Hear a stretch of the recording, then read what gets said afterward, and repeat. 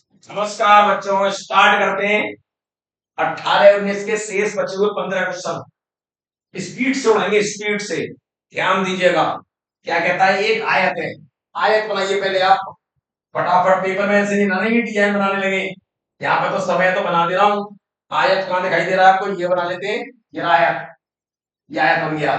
अब क्या कहता है, इसके विकर्ण यहां से मिलाइए, यहां से इसको ये मिलाया, विकर्ण और भुजा के बीच 45 का कोण है।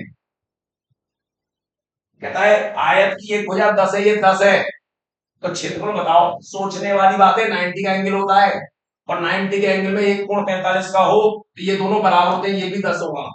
क्षेत्रफल पूछा है, क्षेत्रफल क्या होता है, लंबाई गुणा चौड़ाई। 10 गुणा 10 कितना आ गया, 100। सोचना है, सोचना, सिर्फ सोचना। अगला क्वेश्चन देखें, दूसरा। क्या कहता है, संलग्न चित्र में ये एक्स वाई जेड में अनुपात दे रखे, वाई का मान पूछा है। ऐसा एक्स वाई जेड में क्या अनुपात है, एक्स अनुपात वाई अनुपात जेड, तीनों एंगलों में अनुपात है 4 अनुपात 5 अनुपात 6।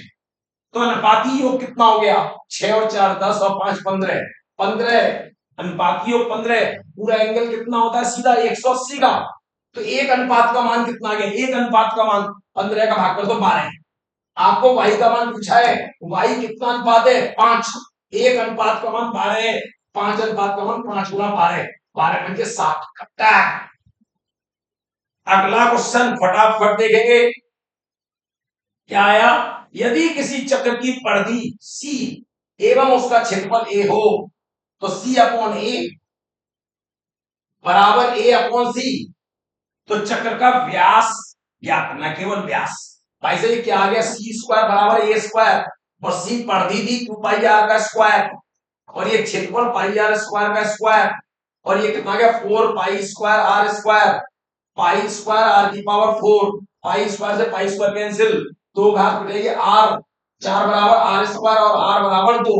लेकिन आपको तो व्यास चाहिए, और व्यास क्या होता है, 2 इंटू 2 4, ये आ गया 4। अगला क्वेश्चन देखेंगे फटाफट। देखिए क्या कह रहा है, इसमें इन सबों का योग कितना होगा एंगलों का। देख लो, 1 से लेकर 10 कितने एंगल है, 10। ये भुजाएं कितनी है, 1 2 3 4 5, जबकि बाह्य कोण कितने होते, 5। अब ये आमने सामने के शीर्षक कोण है, दूने हो रहे, दूने हो रहे, जबकि एक एक कोण होता 5 भुजाएं। यदि 3 भुजाएं त्रिभुज है, मतलब को समझिए, इसका ये बहिष्कोण है, ये भुजा बढ़ा दी, ये बहिष्कोण है, ये भुजा बढ़ा दी, ये बहिष्कोण है। इन तीनों का योग 360 होता है। कैसी भी आकृति हो, उसके बाह्य कोणों का योग 360 होता है। अब सब 5 भुजाएं हैं तो 5 ही तो कोण होने चाहिए, और तो कोण कितने, 1 से लेकर 10 तक 10 है। इसका दूने हो रहे हैं, दूने हो रहे हैं, तो जब एक एक एंगल होगा 5 कोण होते तो 360, उसका दूना कर दो तो 2 गुणा 360। फटाफट सोचने की बात है, कितना आ गया, 700। बिल्कुल बात क्लियर है। पंचभुज के 5 ही कोण होते, फिर समझ लो। ये रहा पंचभुज, ये रहा। अब इसका भुजा को आगे बढ़ाए 1 कोण, इस भुजा को आगे बढ़ाए 2 कोण, इस भुजा को आगे बढ़ाए 3 कोण, इस भुजा को आगे बढ़ाए 4 कोण, और इस भुजा को आगे बढ़ाए 5 कोण। ये 5 कोण होने चाहिए थे। अब इसने कितने कर दिए, 10। इसने क्या कर दिए, शीर्षक में डबल डाउन कर दिए। इन सबों का योग कितना होता है, 5 होगा 360। अब डबल कर दिए तो 360 का डबल 720। ओके, अगला क्वेश्चन। किसी समलंब की असमांतर भुजाएं बराबर हो जाए, असमांतर भुजाएं, देखिए समलंब ये रहा, ये दोनों बराबर हो जाए, ये इसके बराबर हो गई। भाई साहब ये तो बराबर नहीं है, ये तो बराबर नहीं है। अब ना 90 के एंगल बन रहे। जब ये बराबर हो जाए तो ना तो ये वर्ग हो सकता, ना ये आयत हो सकता, ना ये समचतुर्भुज। क्या हो सकता है, ये सिर्फ और सिर्फ चक्रीय चतुर्भुज, सिर्फ और सिर्फ चक्रीय चतुर्भुज।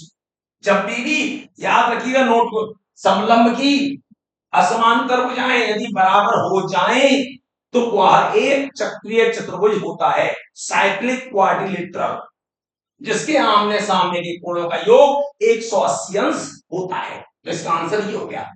अगला, अगला क्या है, क्या कह रहा है, आकृति में, आकृति रही एस, एस डैश और क्यू, वृत्त के केंद्र पर 120 का कोण होना है, 120 का कोण होना है, 120 का। 120 का ये कोण बनता है। तो कहता है आर टी, आर टी स्पर्श रेखा के ऊपर, तो आर क्यू एस ये वाला एंगल कितना होगा, ये लास्ट में थी वृत्त की, यदि मैं इसको यहां बना दूं, यदि 120 है तो ये कितना होगा 60, और स्पर्श रेखा और जीवा के बीच बना कोण इस कोण के बराबर होता है, तो ये 60 है, तो ये भी कितना होगा 60। लास्ट करो ये।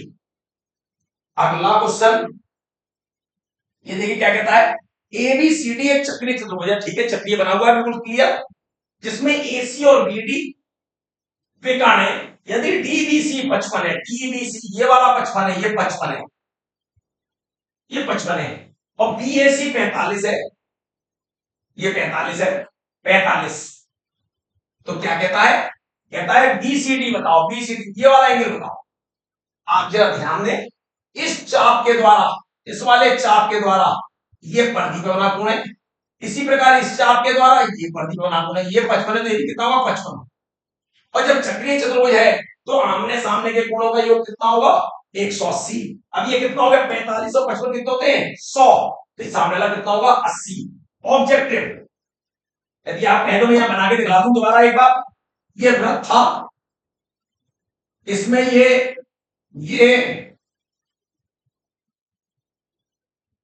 ए बी सी डी, इसको इससे मिलाया, इसको इससे मिलाया, ये कह रहा है 55 है, ये 45, यदि ये 55 है, इस चाप के द्वारा ये 55 है, तो इसी चाप के द्वारा ये प्रदीप है, ये भी तो है, ये भी ना, ये भी 55 होगा।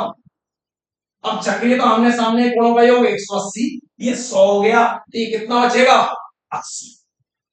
अगला क्वेश्चन, अगला क्वेश्चन कहता है -6,10 और 3,-8 को मिलाने वाली रेखा -4 -3,8 को मिलाने वाली रेखाखंड को -4,6 किस अनुपात में विभाजित करेगा, मतलब ये m1 निकालना है, m2, ये x1 y1, ये x2 y2 और ये xy, आपने लगा दिया x बराबर m1 x2 plus m2 x1 upon m1 plus m2, x की वैल्यू -4, फटाफट m1 x2 की वैल्यू 3 प्लस m2 x1 की वैल्यू -6 बटे m1 प्लस m2,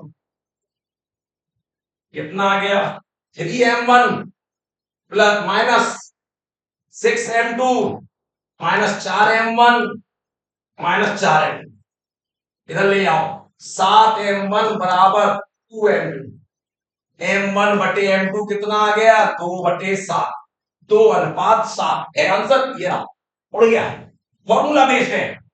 आप देख लो कैसे आते हैं क्वेश्चन, कहना यदि किसी घन का पृष्ठीय क्षेत्रफल, घन का पृष्ठीय क्षेत्रफल होता है 6 इंटू भुजा का स्क्वायर 726, एक्स स्क्वायर बराबर 6 कम 6 6 दूनी 6 कम 6, एक्स बराबर 11, कहता है इसका आयतन बताओ, आयतन होता है भुजा का क्यूब, और ये हो गया 11 का क्यूब, 11 का क्यूब कितना होता है 1331। आप कहते हैं 11 का क्यूब करने में सर हमारी खोपड़ी घूम जाएगी, मैं बताता हूँ आपको टेक्निक, 11 का 11 में गुणा करोगे, इकाई का अंक 1 है, 11 गुणा 11, इकाई का अंक 1 गुणा 1 1 आ गया, फिर 1 का 1 में करोगे, फिर 1 में करोगे 1 आएगा, इकाई का अंक किसमें 1 है, इसमें, आंसर नहीं होगा, करना ही नहीं है, क्यों गुणा करते फिरे, टाइम बिता रहे हैं। अगला क्वेश्चन क्या कहता है, एक बाल्टी की त्रिज्या ये और ये है, ठीक है, बाल्टी ये फ्रस्टम के आकार की है, फ्रस्टम जिसे आप बोलते हैं छिन्नक, कथन पे विचार किए, बाल्टी का आयतन 50 सेंटीमीटर क्यूब है, दूसरा बाल्टी का आयतन 2 शंकुओं जो वक्र पृष्ठ को अग्र दिशा में बढ़ाने पर, यह है बाल्टी, ये है,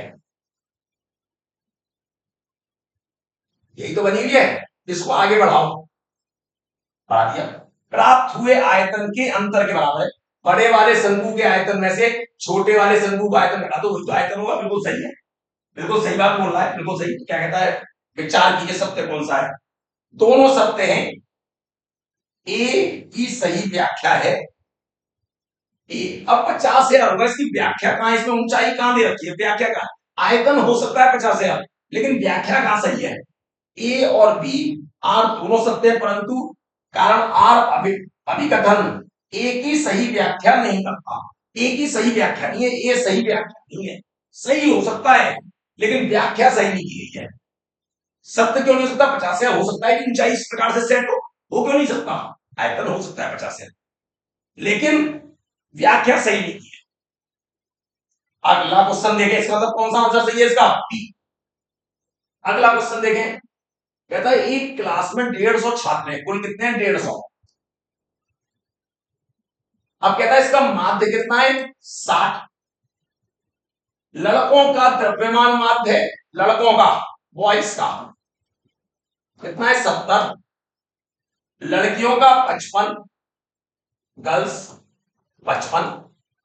तो लड़कियों लड़कियों की संख्या का अंतर बताओ। अंतर, यदि इसकी संख्या n1 है और इसकी संख्या n2 है, अंतर n1 माइनस n2 बताना है, कितना होगा? अरे भाई n1 प्लस n2 कितना होगा? n1 प्लस n2, अरे कुल 150 के बराबर ही तो होगा। अब कुल माध्य क्या होता है? संयुक्त माध्य x माध्य बराबर क्या होगा? नंबर ऑफ बॉयज, ये बॉयज लिख लो और ये गर्ल्स लिख लो।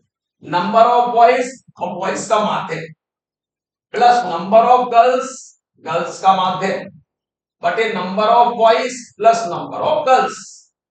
कुल माध्य कितना है? 60। नंबर ऑफ बॉयज नहीं पता, माध्य 70। नंबर ऑफ गर्ल्स नहीं पता, माध्य कितना है? 55। अब number of boys plus number of girls कितने? 150। बिल्कुल बात क्लियर। कितना आ गया? 70 number of boys, 55 number of girls, बराबर 15 6 90 और 2 जीरो। यदि आप भाग करना चाहो भाग कर लो। 5 से 14 पंजे 70 होते हैं, ये 11 बराबर 5 एकम 5, 5 अट्ठे 40, 2 जीरो। अब इसमें 11 का गुणा करो, घटा 11। कितना लंबा हो रहा है? 11 एन बी, 11 एन जी बराबर 11 गुणा करो 165। घटाओ, घटा दो, इससे कट जाएगा कितना जाएगा? 3। 3 एन बी बराबर, इसको घटाओ, 150। तो नंबर ऑफ बॉयज कितने? 50। लड़कों की संख्या 50, तो लड़कियों की कितनी होगी? 100। अंतर निकालना है, अंतर निकालना है। नंबर ऑफ गर्ल्स, अंतर का मतलब बड़े में से छोटे उठा दो। 100 माइनस 50, आंसर है 50। क्या? बिल्कुल आराम से कर सकते हैं। अगला क्वेश्चन देखें। अगला, यदि किन्हीं घटनाओं के घटित होने की प्रायिकता यह है, कम से कम एक घटना के घटित होने की, यदि ये घटित होने की है तो एक में से घटा दो तो ना घटित होने की हो गई, एक भी नहीं घटित हो रही है, एक में से घटाए दे तो घटित ना होने की आ गई। अब 1 माइनस पी है, ये ना घटित होने की हो गई। सोचना नहीं होता। अब कह रहा है कम से कम एक घटित हो जाए, फिर दोबारा एक में से घटा दो तो कम से कम एक घटित हो जाएगी, ये ना घटित होने की है।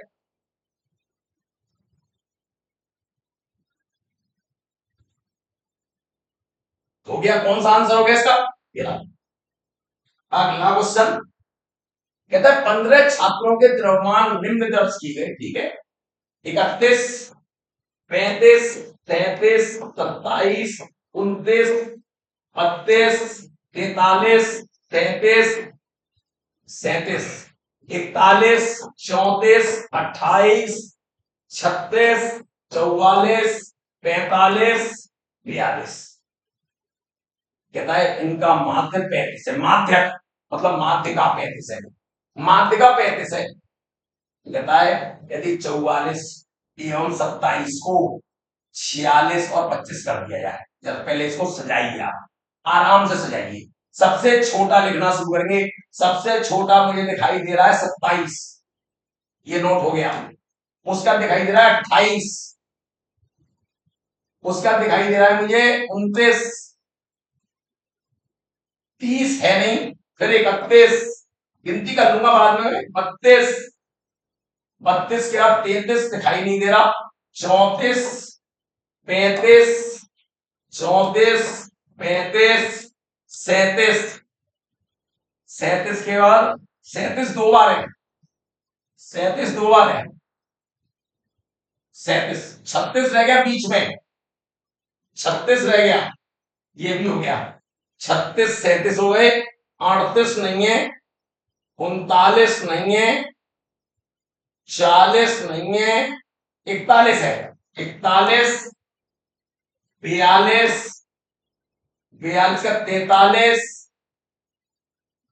44, 45, 45, ये कितने होने थे इसमें? 15, 1 2 3 4 5 6 7 8 9 10 11 12 13 14 15, 1 2 3 4 5 6 7 8 9 10 11 12 13 14 15, इसकी माध्यिका 31 की, ठीक है, बिल्कुल बात क्लियर। अब क्या कहता है, यदि 44 एवं 27, 44 ये रहा, 44 को 46 कर दे, कोई अंतर नहीं है, और 27 को 25, 27 को 25 कर दिया, क्या क्रम में कोई अंतर आएगा? सबसे छोटे को बदला है, और 44 के 46 करा दिया, आगे पीछे हो जाएगा, बस यहां पर ये पहले हो जाएगा, ये बाद हो जाएगा। अब कह रहा है माध्यिका में क्या फर्क पड़ा है, नया माध्यक क्या होगा, क्या बीच में कोई फर्क पड़ा? भाई 15 पद है, 15 की निकालोगे माध्यिका तो कौन सा पद आएगा? 8वां, 8वें का कोई फर्क पड़ रहा है बीच में? नहीं फर्क पड़ रहा, इसका मतलब इसका आंसर यही हो, माध्यिका का कोई फर्क नहीं पड़ रहा। बिल्कुल बात क्लियर है, कोई तकलीफ हो तो बोले आप किसी प्रकार की, बिल्कुल बिल्कुल सही होगा। अगला क्वेश्चन क्या कह रहा है, पाई ग्राफ खींचना है, पाई, पाई आलेख क्या होता है, इस वृत्ताकार में बांट दो कोणों को, कोणों को वृत्त में बांध दो, पूरा कोण कितना होता है? 360, अब इसको बांटना है, कितना कितना है? 10 30 और 60, 10 सीट 30 60, तो कितना अनुपात है? 1:3:6, 1:3:6। अब इसका अनुपातियों कितना हो गया? 10, 10 अनुपात का एंगल कितना है? 360, तो एक का कितना होगा? 36। मुझे किसका पूछा है? खाली मजदूरी का, मजदूरी का, एक ही तो अनुपात है, तो इसका 36 होगा, 36। यदि पूछा होता इसका, इसका तो 36 होगा, इसका पूछा तो 36 दिया, 108 होगा, और इसका कितना होगा? 216। तो हमें सिर्फ इसका पूछा है, एक अनुपात वाले का कितना होगा? 36, आंसर ये रहा। अब अगला क्वेश्चन देखें, कहता है एक डिब्बे पे टिकट 2 से लेकर 101 तक है, 2 से 101, एक नहीं है, एक से होता तो 101 पद होते, एक है नहीं, तो नंबर ऑफ सैंपल स्पेस कितने? 100। कहता है डिब्बे पर, ये अच्छा निकाला जाता है, डिब्बे पर पूर्ण वर्ग आने वाली, पूर्ण वर्ग, पूर्ण वर्ग कौन कौन से इवेंट कौन कौन से होंगे?